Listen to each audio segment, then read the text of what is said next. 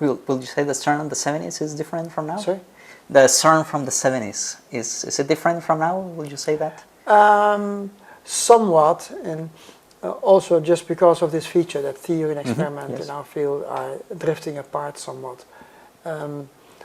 Even though there are still lots of interesting theoretical questions that CERN asks us to address because they're relevant for their observations. Think of the Higgs particle.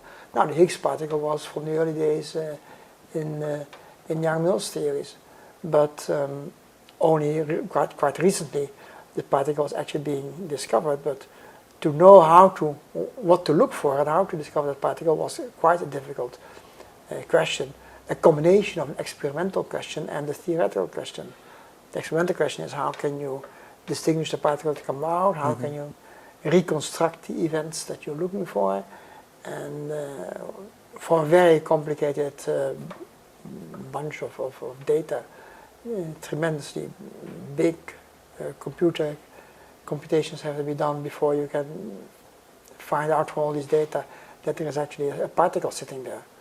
And theoreticians would have to figure out, how to predict what these particles are actually doing, and how to write down their predictions in such a way that the experiment can actually detect that. So that's still going on, but also the numbers are somewhat different. The departments tend to become very large. The people there, they change very quickly, so if you haven't been there for a couple of years, you don't recognize anybody anymore.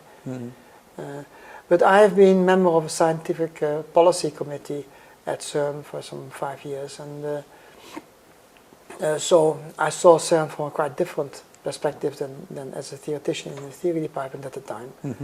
And I learned from the inside, all the ins and outs of the machine. Now, what issues they are discussing when new machines are being designed and built, and when new detection methods are being tried, and when the machines of the future are being discussed.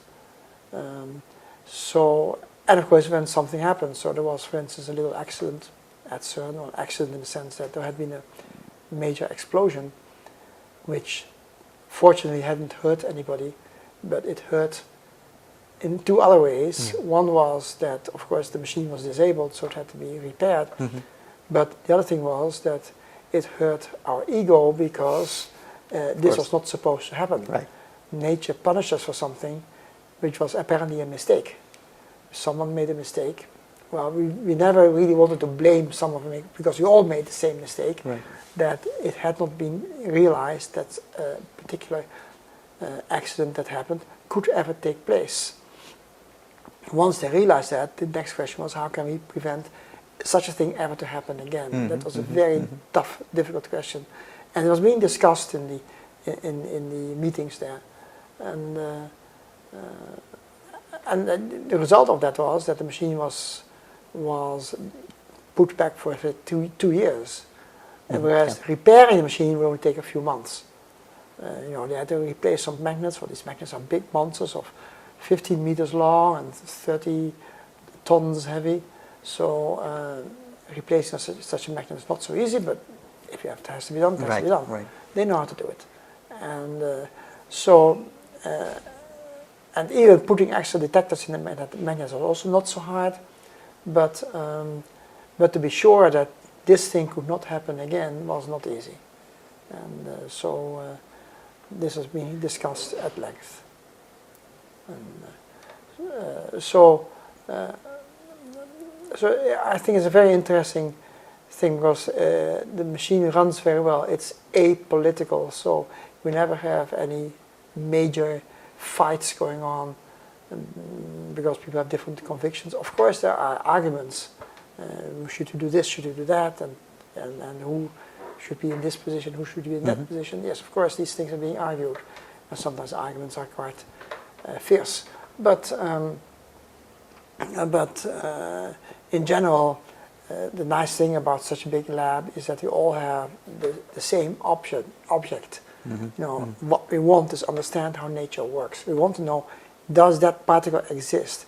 Are there other particles or other types? What do the theoreticians tell us that about the existence of new particles, and how can we detect them?